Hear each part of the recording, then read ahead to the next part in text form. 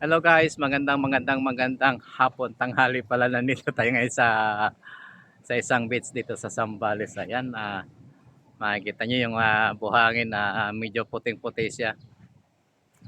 At yung dagat ayan guys, nakita nyo, puting-puti siya ang buhangin. Lakad-lakad lang at kakain lang po tayo rito at mamaya-maya uwi na rin tayo ng Maynila kasi tanghalian napadaan lang kami rito. Medyo masarap yata yung pagkain kaya kakain lang kami ng lunch. Siguro mga 30 minutes uwi na rin. Ayan, at papakita po natin yung dagat. Ayan guys, shoutout po sa mga kaibigan natin subscriber at sa mga kaibigan nating OFW. Mega love shoutout po sa inyong lahat. Ayan, nandito po tayo ngayon. Ito.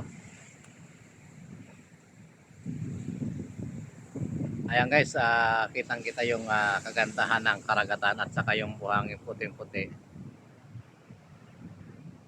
Ayan yung dagat guys. Kita nyo yung dagat sa likod natin.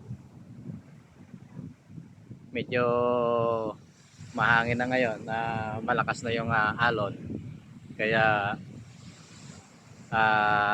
hindi naman po tayo mailigo rito, napadaan lang tayo guys. Ayan, shout out po sa inyo lahat.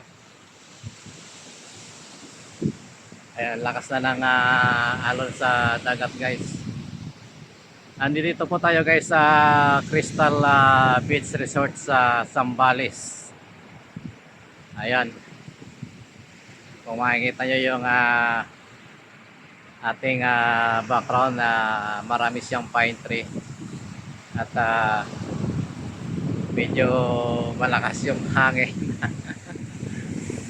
Ayan guys, medyo malalaki ang alon dito ngayon at medyo tanghali na rin siguro, saka medyo malamig na rin yung hangin kaya medyo, wala na masyadong tao dito ngayon na naliligo. Ayan, doon po tayo sa restaurant kakain mamaya maya. Niluluto pa yung pagkain natin kaya medyo video muna tayo.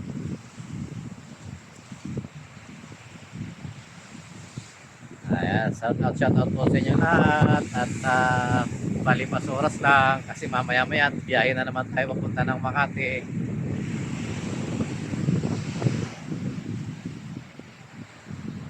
Ang sarap dito guys maligo, kaya lang malakas na yung alon. Ayan,